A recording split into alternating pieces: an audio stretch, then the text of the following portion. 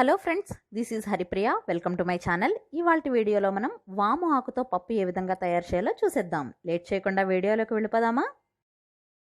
వీటికి కావాల్సిన ఇంగ్రీడియంట్స్ 10 నుంచి 15 వామాకులు, ఉడికించుకున్న కందిపప్పు, ఒక ఉల్లిపాయ, ఒక టమాటా తరుగు, కొంచెం చింతపండు గుజ్జు, అదేవిధంగా 3 వెల్లుల్లి రెబ్బలు.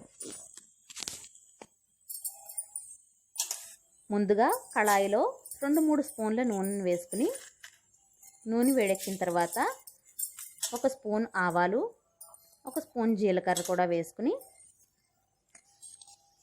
దాని తర్వాత ఒక ఎండుమిరపకాయను కూడా వేసుకోవాలి.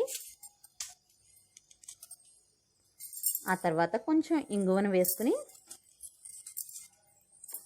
ఒకసారి గరిటెతో కలుపుకోవాలి. ఆ తర్వాత 3 వెల్లుల్లి రెబ్బలను సన్నగా కట్ చేసుకుని ఇందులో వేసుకోవాలి.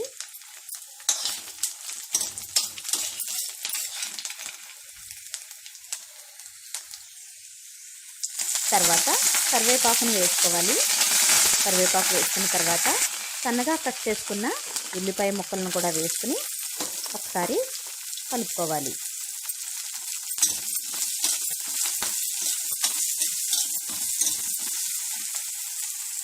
తర్వాత దీనిలో కొద్దిగా పసుపు,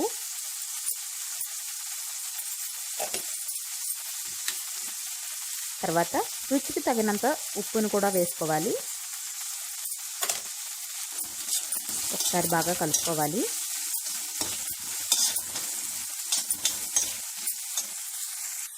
నెక్స్ట్ వీటిలో మనం సన్నగా కట్ చేసుకున్న వాము ఆకును కూడా వేసుకుని ఒకసారి మళ్ళీ బాగా కలుపుకోవాలి.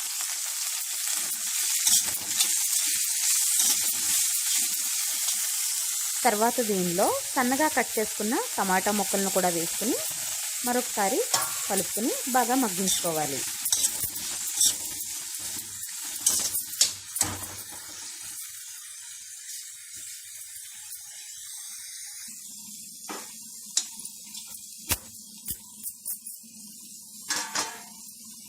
ఇవన్నీ బాగా మగ్గిన తర్వాత మనం ముందే ఉడికించి పెట్టుకున్న కందిపప్పును కూడా ఇందులో యాడ్ చేసేసుకోవాలి.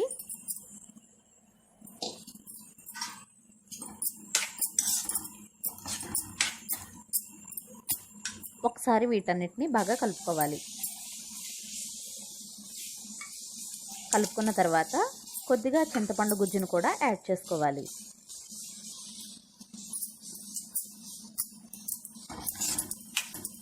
ఒకసారి బాగా కలుపుకున్న తర్వాత చివరిగా రుచికి తగినట్టుగా కారాన్ని యాడ్ చేసుకుని బాగా కలుపుకుని సర్వింగ్ బౌల్లోకి తీసేసుకోవడమే.